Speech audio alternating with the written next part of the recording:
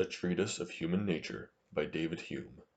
Book 1 of the Understanding. Part 3 of Knowledge and Probability. Section 15. Rules by which to judge of causes and effects. According to the precedent doctrine, there are no objects which, by the mere survey, without consulting experience, we can determine to be the causes of any other, and no objects which we can certainly determine, in the same manner, not to be the causes. Anything may produce anything. Creation, annihilation, motion, reason, volition, all these may arise from one another, or from any other object we can imagine. Nor will this appear strange, if we compare two principles explained above, that the constant conjunction of objects determines their causation, and that properly speaking, no objects are contrary to each other, but existence and non-existence. Where objects are not contrary, nothing hinders them from having that constant conjunction on which the relation of cause and effect totally depends. Since therefore 'tis possible for all objects to become causes or effects to each other, it may be proper to fix some general rules by which we may know when they really are so. 1. The cause and effect must be contiguous in space and time. 2. The cause must be prior to the effect. 3. There must be a constant union betwixt the cause and effect. 'Tis chiefly this quality that constitutes the relation. 4. The same cause always produces the same effect, and the same effect never arises but from the same cause.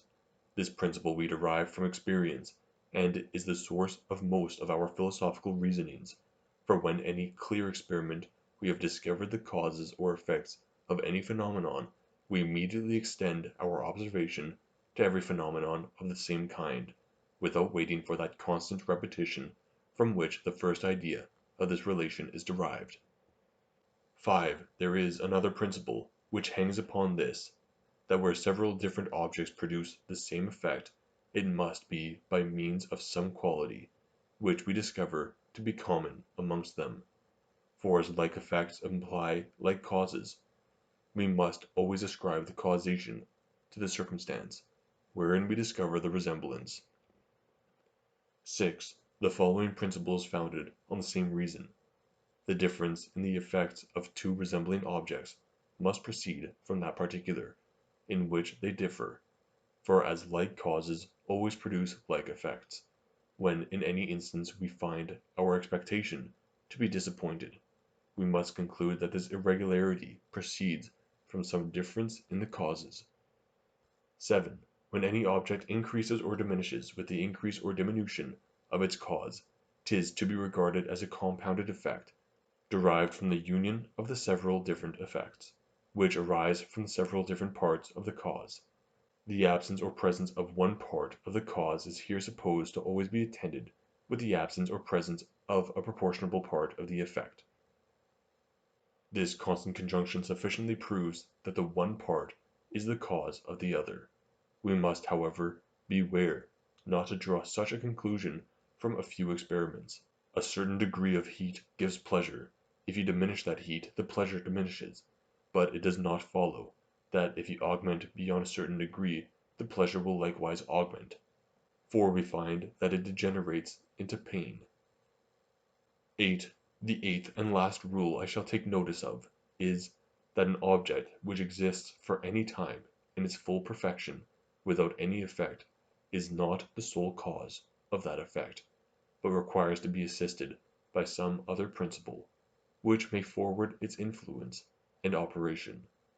For as the effects necessarily follow from like causes, and in a contiguous time and place, their separation for a moment shows that these causes are not complete ones. Here is all the logic I think proper to employ in my reasoning, and perhaps even this was not very necessary, but might have been supplied by the natural principles of our understanding. Our scholastic headpiece and logicians show no such superiority above the mere vulgar in their reason and ability, as to give us any inclination to imitate them in delivering a long system of rules and precepts to direct our judgment in philosophy.